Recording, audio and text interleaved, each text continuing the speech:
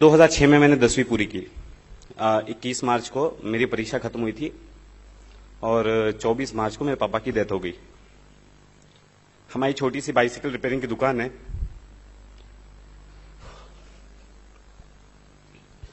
तो पापा के जाने के बाद एक निर्णय लिया कि घर के सब प्रेशर डालने लगे कि अभी घर का किसी को तो का ध्यान देना पड़ेगा।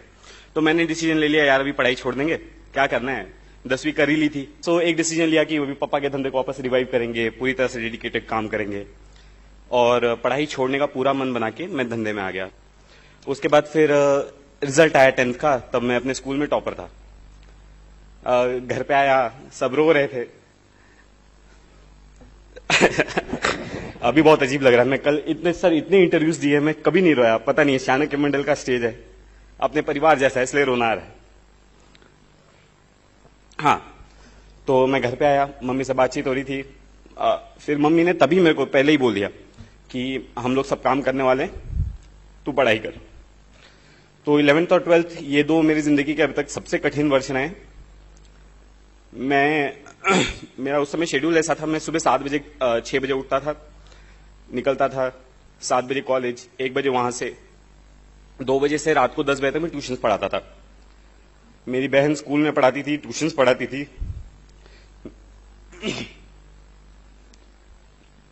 मेरे को 1 मिनट सेटल होने देंगे? या प्लीज। ओके।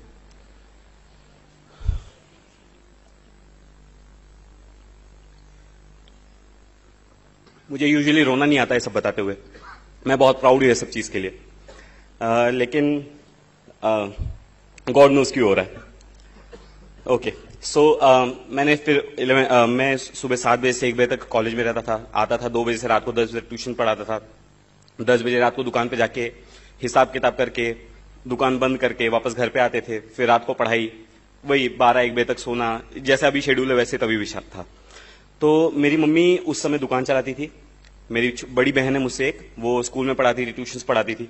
तो मेरा 11th-12th जो है पूरा इसी तरह से गया हुआ है। तो मुझे अभी मैं एक प्रसंग बताना चाहता हूं। मैं 10th स्टैंडर्ड का रिजल्ट लगा था और मुझे एडमिशन लेने के लिए वो अभी डोनेशन लगता है ना, तो 10,000 रुपए, हमारे यहाँ एक ही कॉलेज अच्छा जहां पे पढ़ाया जा सकता है। सो वहां पे 10,000 रुपए डोनेशन था, भरना था, पैसे नहीं थे। तो ऐसा मैं और मम्मी ऐसे दुकान पे बाहर बैठ के ऐसे चर्चा कर रहे थे। मैं बोला मम्मी को, मम्मी जाने दो, क्या करना है, मेरा मन वैसे भी बन चुका था, मेरे को दुकान करना है ना। सो मैं बोला मम्मी जाने दो, क्या करना है पढ़ाई करके, मैं 1 साल रुकता हूँ, अगले साल वापस से देखा जाएगा, कुछ होगा। और मम्मी वैसे मायूस बैठी थी। तो मेरे पापा का जो ट्रीटमेंट करते थे वो डॉक्टर में दुकान के सामने से जा रहे थे, वो अपने बच्चे का एडमिशन करवाने के लिए थे। और वो मुझे देख के रुके, वहां पे रुके, उन्हें पूछा क्या चल रहा है। तो मैंने पूरा बताया कि सर ऐसा ऐसा है, मैंने सोचा है मैं पढ़ाई नहीं करूंगा, है ना। तो उन्होंने अपनी जेब से तुरंत 10,000 रुपए निकाल के दिया, बोला ये लो, जाओ एडमिशन करवा के आओ। सेकंड लिस्ट लगने को आधा घंटा बाकी था, तब मैं वहां पहुंचा, है ना। और बहुत रिक्वेस्ट की, लिस्ट बन चुकी थी सेकंड लिस्ट, है ना, बहुत रिक्वेस्ट की, ऐसा करके मेरा 11th-12th का एडमिशन हुआ। एडमिशन तो हो गया, 600 रुपये महीना फीस है, क्या किया जाए। तो मैं जब पहले एडमिशन लिया तो मेरे दिमाग में बहुत चीज क्लियर थी, मैं पैसे भरने वाला नहीं हूं, है ना। मैं बोला मैं जी तोड़ पढ़ाई करूंगा, मैं अच्छा मार्क्स लेके आऊंगा और मैं बाद में हमारे जो प्रिंसिपल हैं उनको मैं रिक्वेस्ट करूंगा कि मेरी फीस माफ कर दीजिए। पहले ही महीने में मैं क्लास में, अभी भी जो लोग जानते हैं मेरी आवाज थोड़ी अच्छी है, मैं एक भी क्वेश्चन पूछ लो तो सब थोड़ी आवाज मजबूत लगती है ना। तो सारे टीचर्स इंप्रेस हो गए और सबको पता चल गया था कि मेरे घर पे ऐसी सिचुएशन है। 2 साल की पूरी फीस मेरे टीचर्स ने भरी है, मैंने 1 रुपया फी भरा नहीं है 11th-12th। इसके बाद 12th का सीईटी वगैरह दिया, ये सबके मैंने 1 रुपया मेरी पढ़ाई पे आज तक खर्चा किया नहीं है। मेरी मम्मी ने किया है, ऑफकोर्स बहुत कम किया कंपेरेटिवली। मेरे को सबका, मेरे फॉर्म्स का पैसा कोई भर देता था, मेरे बुक्स का पैसा कोई दे देता था, ऐसा हुआ है। सीईटी दी, सीईटी में 180 मार्क्स आए 200 में से। ये हुआ कि एडमिशन लेना है। अब इंजीनियरिंग में अच्छा खासा पैसा लगता है, तो मम्मी ने 2 साल में पैसे जमा करके रखे थे, बहन कमाती थी, मेरी सैलरी थी।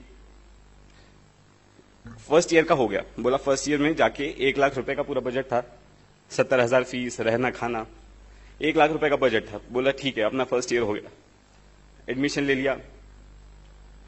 अगेन सेम थिंग, मैंने बोला कि फर्स्ट ईयर का फीस भर दिया, सेकंड ईयर का फीस भरने का नहीं है। फर्स्ट ईयर में आया, सबने डराने लगे, यार इंजीनियरिंग में तो बैकलॉग लगता ही है ना। बिना बैकलॉग के अगर तू पास हो गया तो इंजीनियरिंग की ही नहीं है, ठीक है। जो टॉपर लोग होते हैं वो अलग ही दुनिया के होते हैं। सो मैं थोड़ा सहम गया, लोगों ने क्लासेस वगैरह लगा लिए, सब्जेक्ट के लिए मैं क्लासेस लगा नहीं सकता था, तो मैंने फुल टाइम अच्छी तरह से मैंने बोला यार इनको हटाओ, मेरे को जो करना मैं वो करता हूं, ठीक है। ये एटीट्यूड मेरे अंदर मेरी मम्मी की वजह से आया, मेरे को जो करना है उस पर ध्यान देता है, दुनिया क्या बोल रही है उसे क्या करना है, ठीक है। तो मैंने फर्स्ट सेम में पढ़ाई शुरू की, मेरे फर्स्ट सेमेस्टर में 86% आए, मैं यूनिवर्सिटी टॉपर था। जब 86% आ गए, सारी टीचर्स ने नोटिस किया, अरे 86% तो MIT का रिकॉर्ड है। अब बाद में ब्रेक हो गया, अभी तो कुछ भी आ जाते मार्क्स, ठीक है। उस समय रिकॉर्ड था, तो टीचर्स ने नोटिस किया, अरे ये कौन है। फिर माधवी लता मैडम नाम की एक मैथमेटिक्स डिपार्टमेंट में एक प्रोफेसर है, तो वो उन्होंने मेरे को राखी बांधी है, she is my rakhi sister. तो उन्होंने बुलाया, अरे वरुण क्या है, तो मैंने मैम को पूरा सिचुएशन घर की मेरी एक्सप्लेन की, और उन्होंने एक प्रोफेसर से लेकर, डीन से लेकर, डायरेक्टर से लेकर हर एक को मेरी सिचुएशन पहुंचा दी, एंड वहां से एक प्रोसेस चालू हो गया, ठीक है। सेकेंड ईयर तक वो प्रोसेस पूरा नहीं हुआ था, तो मेरी फीस मेरे फ्रेंड्स ने भरी है ना, फ्रेंड्स ने, उनके पेरेंट्स ने।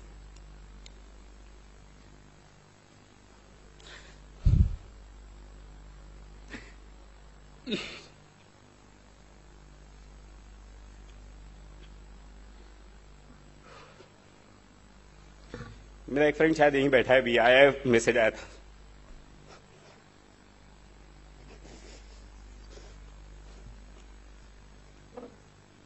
ओके, तो सेकेंड ईयर में ऐसा हो गया, फिर थर्ड ईयर और फाइनल ईयर में वो फ्रीशिप मिल गई, मेरी इंजीनियरिंग खत्म हो गई।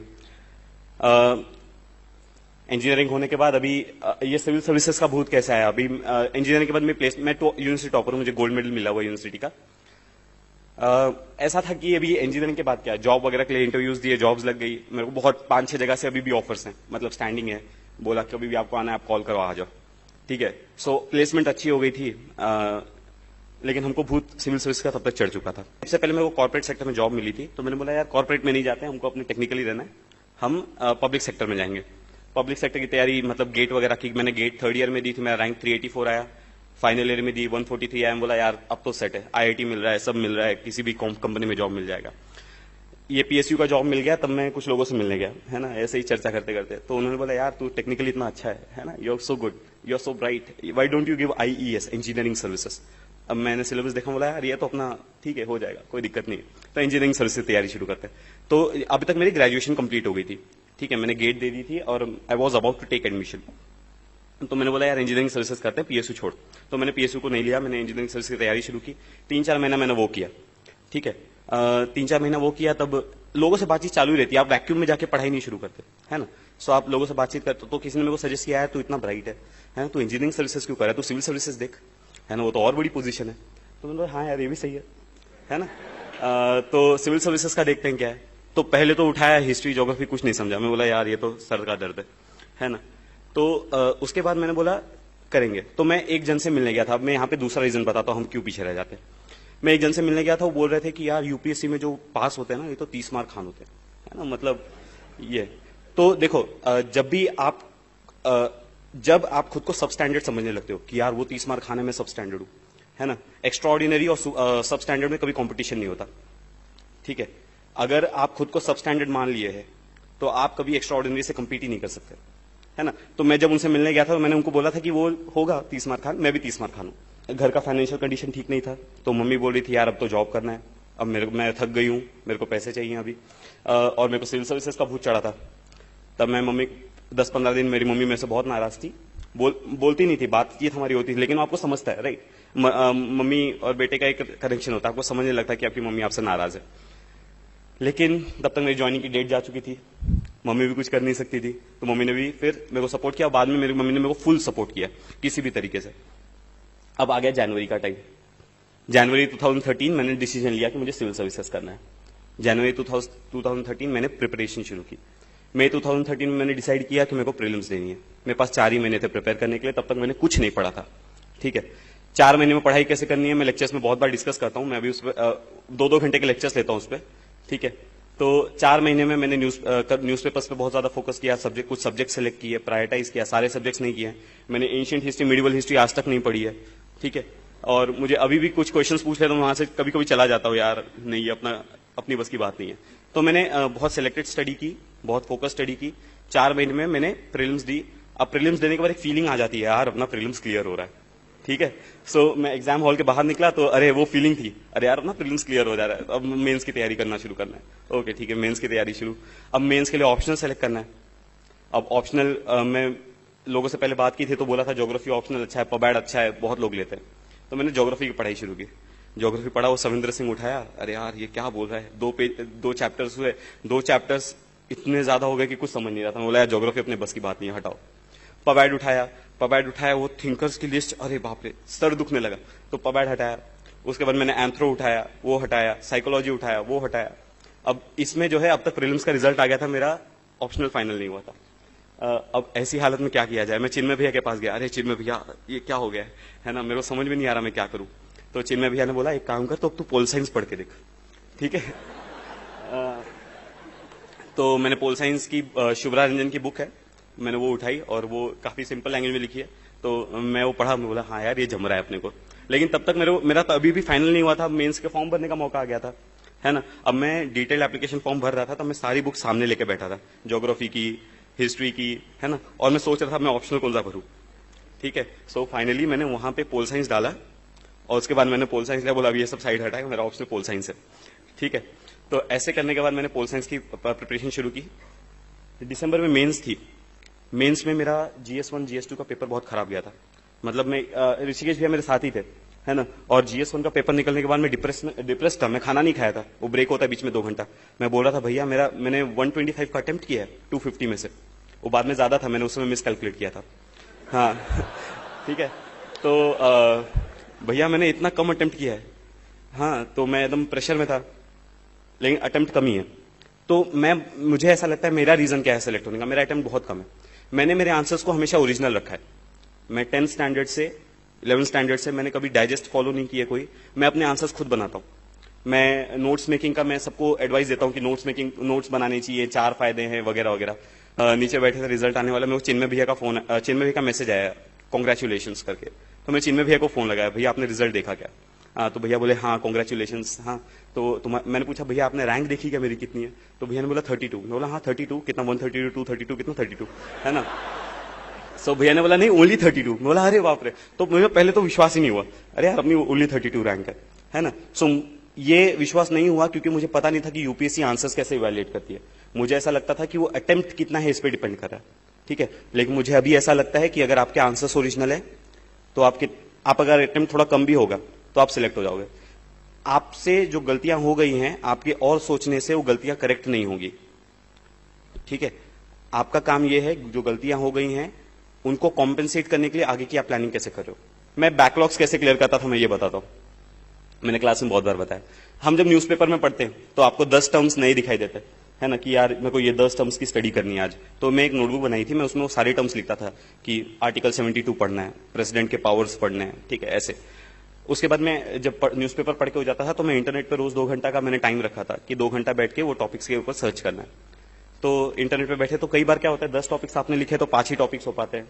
किसी दिन अपने को आलस हो जाता है तो अपन 2 घंटे की जगह 1 ही घंटा पढ़ते हैं, ठीक है। सो ऐसे करके वो 5 हो गए तो दूसरे दिन में चले जाते हैं, तो आपके दूसरे दिन ऐसे बैकलॉग जो है बढ़ता जाता है।